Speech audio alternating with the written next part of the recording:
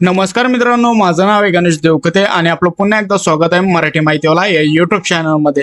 मित्रांनो, तुम्ही एक बांधकामगार आहेत व तुम्हाला ठेकेदाराचा 90 दिवस काम केलेला दाखला काढायचा आहे व मित्रांनो काही असे बांधकामगार आहेत त्यांना ग्रामसेवक हे सही देत नाही, त्यावरती पर्याय काय आहे हे आपण ह्या व्हिडिओमध्ये बघणार आहोत मित्रांनो। तर मित्रांनो, व्हिडिओ शेवटपर्यंत बघा आणि अशाच लेटेस्ट अपडेट मी तुमच्यासाठी घेऊन येत असतो, त्याच्यासाठी आपल्या युट्यूब चॅनलला लगेच सबस्क्राईब करून ठेवा।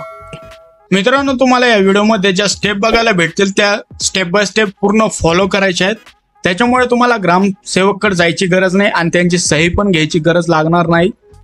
त्यांच्या ऑफिशियल वेबसाईटवरती यायचं, तुम्हाला इथं वेबसाईट बघायला भेटेल। यावरती आल्यानंतर मित्रांनो तुम्ही भाषा तुमची जी पाहिजे ती इथून सिलेक्ट करू शकतात। आपण इथं मराठी सिलेक्ट केलेलं आहे। इथं तुम्हाला डाउनलोड ऑप्शनवरती यायचं आहे। इथं डाउनलोड ऑप्शनवरती आल्यानंतर मित्रांनो इथं थोडं खाली घ्यायचं आहे। इथं बघू शकतात बांधकामगार कंत्राटदाराचे इथं 90 दिवस काम केलेले प्रमाणपत्र हे डाउनलोड करून घ्यायचे आहे। हे डाउनलोड झाल्यानंतर मित्रांनो आता याला कसं भरायचं आहे आता इथं बघून घ्या स्टेप बाय स्टेप।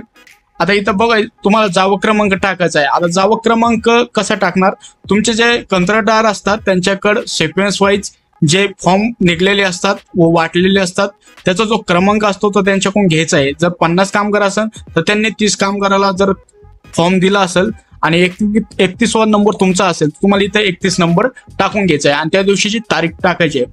आता इथं तुम्हाला स्वतःचा फोटो टाकून घ्यायचा आहे आणि फोटोवरती आडव्या लाईन मध्ये तुम्हाला तुमची सही करायची आहे। आता इथं खाली गेल्यानंतर तुम्हाला ठेकेदाराचे संपूर्ण नाव टाकायचं आहे, परत ठेकेदाराचा अवस्थेपणाचा पत्ता व नाव टाकायचं आहे। पत्ता नाही टाकला तरी तुम्हाला इथं त्याचं नाव टाकून घ्यायचं आहे। परत ठेकेदाराचा नोंदणी क्रमांक टाकायचा आहे, त्यांचा लायसन नंबर तो टाकल्यानंतर मित्रांनो नोंदणी प्रमाणपत्र जारी करण्यात आले त्या विभागाचे नाव टाकायचे आहे। परत इथं खाली आल्यानंतर ठेकेदाराचा विकासाचा पत्ता टाकून घ्यायचा आहे। त्यानंतर इथे गाव, तालुका, जिल्हा आणि पिनकोड टाकायचा आहे। संपर्क टाकल्यानंतर तुम्हाला ही माहिती वाचू पण शकतात तुम्ही। आता बांधकामगार यांचा तपशील इथे टाकून घ्यायचा आहे। कामगाराचे नाव टाकायचे आहे, त्यांचं वय आजच्या तारखेला किती हे तुम्हाला कॅल्क्युलेट करायचं आहे।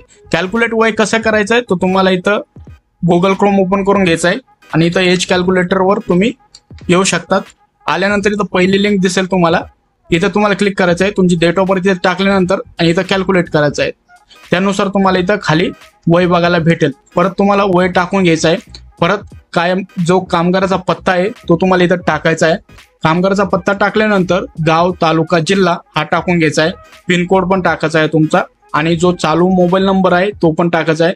कामाचा प्रकार आणि स्वरूप काय राहणार आहे तुमचं ते टाकायचं आहे। कामाचा कालावधी किती तारखेपासून किती तारखेपर्यंत तुम्ही काम केलेलं आहे, एकूण दिवस 90 दिवसापेक्षा हे जास्त पाहिजे तरच तुम्ही यासाठी पात्र राहताल।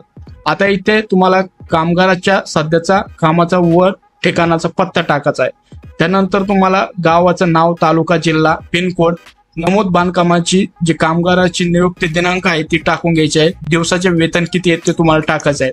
आता मित्रांनो तुम्हाला इथं कोणत्याही ग्रामसेवकचा सही शिक्का लागणार नाही, फक्त तुमच्या ठेकेदाराचा सही शिक्का घ्यायचा आहे मित्रांनो।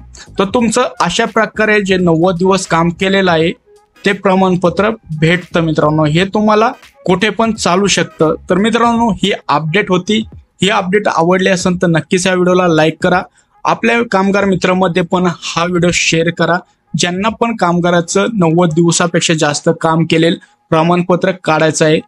अशाच लेटेस्ट अपडेट आपल्या युट्यूब चॅनलवर येत राहतात, त्याच्यासाठी आपल्या युट्यूब चॅनलला आतापर्यंत तुम्ही सबस्क्राईब केलं नसेल तर लगेच सबस्क्राईब करून ठेवा। व्हिडिओ बघितल्याबद्दल आपल्या सर्वांचे मनपूर्वक धन्यवाद।